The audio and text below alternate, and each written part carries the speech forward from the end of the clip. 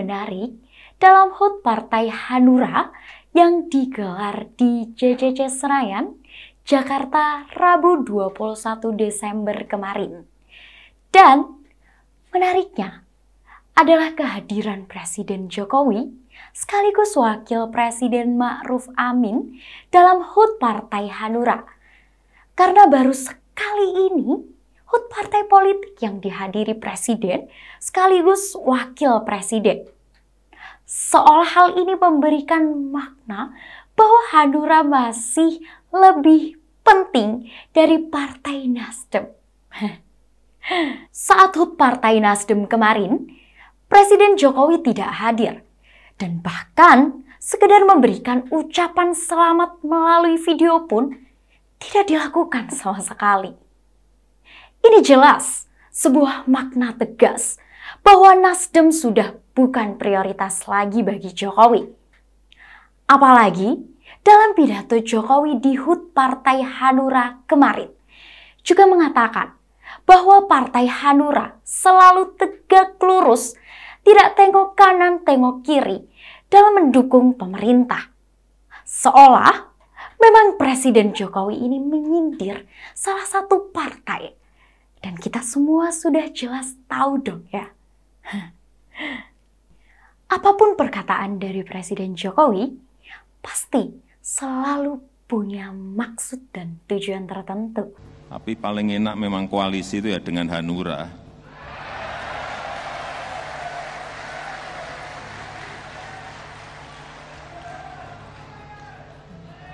Nggak tengok kanan, nggak tengok kiri. Saya buktinya dari 2014, 2019 nggak pernah meleng kemana-mana Partai Hanura.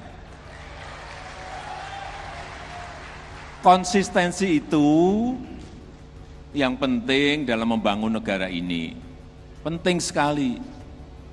Termasuk dalam pidato di HUT Partai Hanura di JCC Senayan, Jakarta, Rabu 21 Desember 2022 kemarin. Yang saya takutkan nanti kalau ada yang gagal koalisi nanti yang dituduh istana lagi. Istana lagi. Padahal kita itu kan nggak ngerti koalisi antar partai, antar ketua partai yang ketemu. Tapi yang paling enak itu memang mengkambing hitamkan. Menuduh Presiden, istana, Jokowi itu memang paling enak. Paling mudah dan paling enak. Begitu katanya. Pantas bila Presiden Jokowi mengeluarkan pernyataan seperti itu. Entah hanya sebagai reaksi atas berbagai tudingan, atau memang sebagai upaya untuk membentengi diri demi melihat cara main dari beberapa partai yang kebetulan berseberangan dengannya itu. Bukan sekali dua kali kedudukannya sebagai presiden ini dianggap mengganggu dan dituduh ikut campur dalam proses demokrasi dari oposisi. Hal ini justru sering terjadi. Tentu masih ingat ketika pihak Partai Demokrat menyatakan bahwa ada yang berupaya menjegal pencapresan Anies Baswedan. Mereka menyamarkannya dengan istilah genderuwo dan invisible hand. Dikatakan juga bila Presiden ikut campur dalam upaya pembentukan koalisi dan pencapresannya.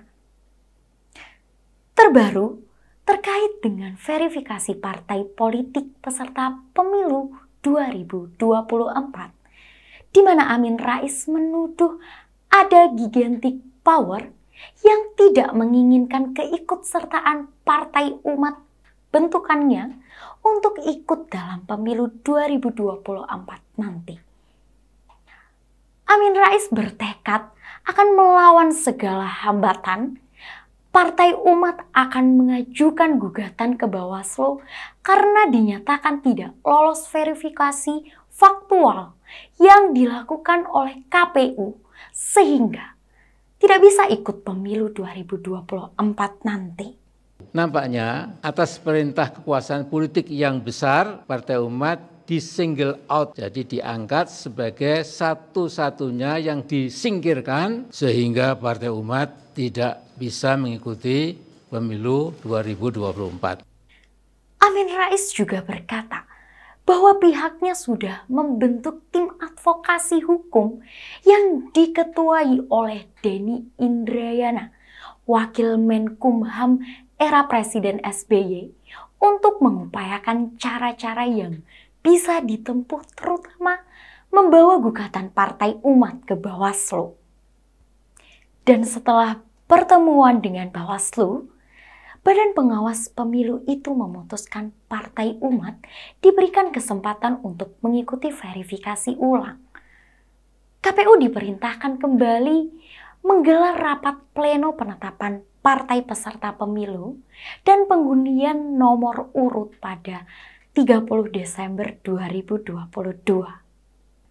Partai Umat diberikan kesempatan untuk melakukan perbaikan data verifikasi faktual yang sebelumnya dinyatakan tidak memenuhi syarat selama 9 hari, yaitu dimulai 21 sampai 30 Desember 2022 untuk memenuhi sejumlah syarat sebagai calon peserta pemilu 2024. Partai besutan politikus senior Amin Rais itu diminta memenuhi sejumlah keanggotaan minimal di 15 kabupaten kota.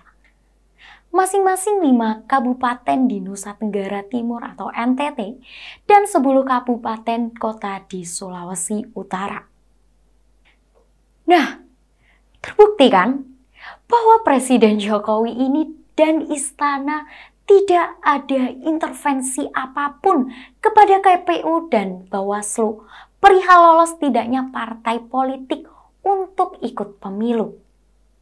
Ternyata memang Partai Umat belum memenuhi syarat dan masih diberikan kesempatan oleh Bawaslu untuk melengkapinya tentunya. Melihat tingkah para oposan itu, sebenarnya ya tidak mengherankan amat lah ya. Sudah biasa. Sudah tipikalnya.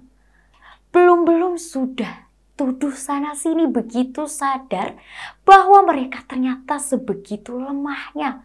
Sekedar untuk menutupi kekurangan dan ketidakmampuannya.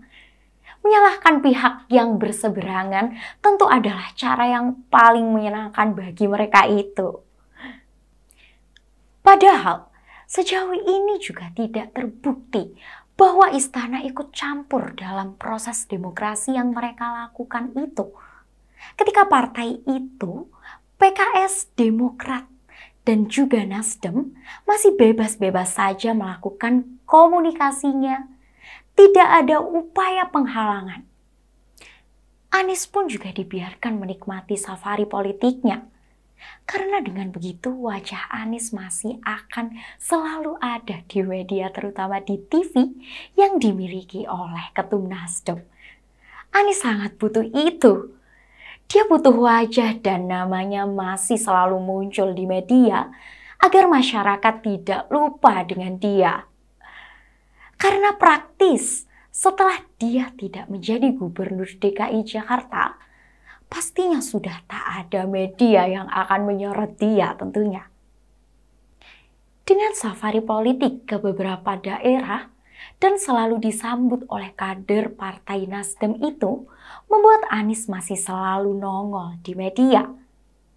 Memang, katanya ada lemparan telur di kantor Nasdem di sebuah daerah, tapi tidak terbukti bahwa itu bagian dari sabotase.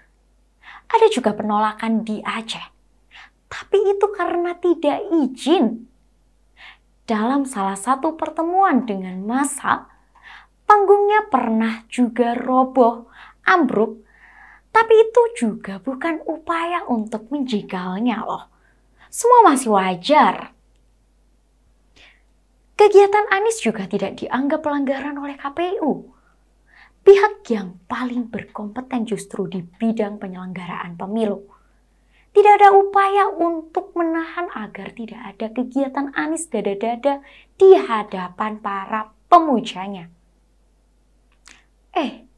Tapi kenapa Presiden sampai menyatakan hal seperti itu dengan sedemikian terbukanya? Apakah beliau tidak paham, disindir sejelas itu pun, para oposan itu tidak bakalan akan merasa?